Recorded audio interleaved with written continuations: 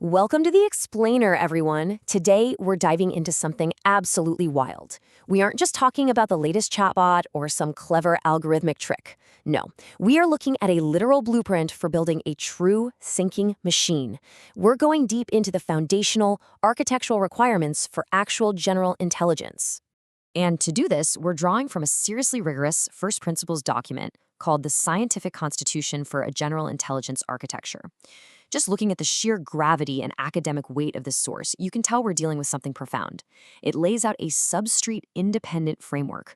Basically, that means these principles hold true whether your brain is made of biological neurons or silicon chips. Okay, let's look at our roadmap for today. We'll kick things off with the blueprint for a mind, then define true intelligence, explore learning and reasoning, dig into internal world models, and finally, talk about how we actually evaluate general intelligence. All right, Part 1, Blueprint for a Mind, the Architectural Tour. Let's get into it. Moving on to Part 2, Defining True Intelligence, Beyond Pattern Matching. So before engineers can actually design these algorithms, they need a really precise target, right? Otherwise, you just end up optimizing for proxy goals, and that leads to super brittle systems. So here is the unified scientific definition they arrived at. Intelligence is the capacity of a bounded system to generate situationally appropriate outcomes in novel contexts. Now notice that word bounded. True intelligence doesn't have infinite time or compute. It operates under severe constraints. Think of it kind of like a student cramming for finals on 2 hours of sleep. You got to make do with what you have. Mechanistically, this whole thing operates in a continuous cyclical feedback loop. We can actually break this really dense academic concept down into 4 digestible steps. First up is perception, where the system acquires raw data. Second is modeling, where it takes that data and updates its internal predictive models. Third is evaluation, which is comparing predicted outcomes against an objective function. And finally, action, actually executing the chosen response out there in the environment. What's fascinating is how the Constitution systematically breaks down intelligence into these fundamental, irreducible components. It deconstructs everything from sensing a situation to generating an outcome and, crucially, to handling novelty. And that right there, handling novelty, that is exactly what separates a true mind from a system that's just regurgitating a memorized lookup table. Which brings us to Part 3, Learning, Constructing the Model. If true intelligence requires these predictive models, well, how do they get there in the first place? The text defines learning as the multi-timescale process by which predictive models are constructed, refined, and maintained from experience. This is the magic that transforms a static system into an adaptive one. It goes way beyond just storing data. It's about actively building a working model of the world. And pay attention to the architectural implications of those timescales. A true mind absolutely requires a multi-timescale architecture. You need really fast, on-the-fly parameter adjustments based on immediate experience, sure. But you also need slow, deliberate structural reorganization that takes hours or even days to consolidate knowledge. Actually, it's a lot like the function of human sleep. All right, Part 4, Reasoning, Applying the Model. So, if learning is the factory that builds the models, reasoning is the engine that actually applies them. Reasoning is defined here as sequentially applying well-defined operations to structured internal representations to generate verifiable intermediate states. The absolute key word there is verifiable. Unlike this opaque pattern matching where an AI just magically spits out an answer, true reasoning has to be able to justify its conclusions through a traceable, step-by-step derivation process.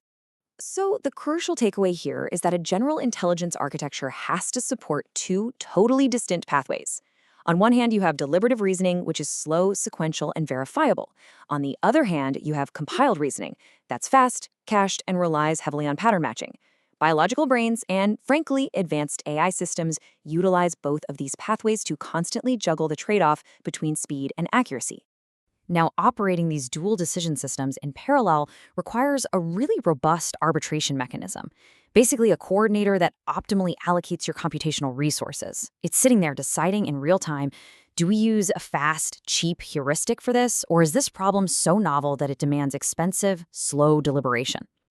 Moving into Part 5, Internal World Models, the interdependent triad.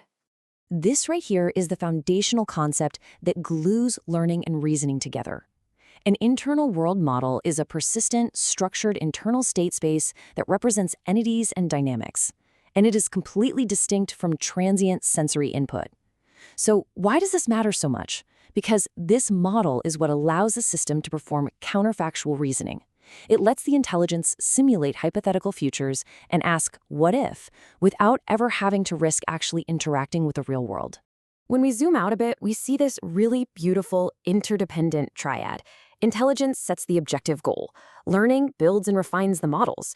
Reasoning applies those models to entirely novel situations. And then, and this is the best part, the outputs of that reasoning literally become the training data for new learning. It's this perfectly self-reinforcing loop. If you trace the feedback loops within this integrated framework, you'll see something amazing. The source document notes that the emergent behaviors we value the most, things like creativity, long-term planning, scientific understanding, even wisdom, they don't just live in one single module. They naturally arise from the complex, messy interplay of this specific interconnected triad. And finally, part 6, evaluating general intelligence, the ultimate challenge. So how in the world do we test a system that has actually achieved this level of cognition? It's a massive challenge, honestly, because there is no absolute ground truth or oracle to compare it against. We can't just rely on fixed task distributions or memorized benchmarks anymore.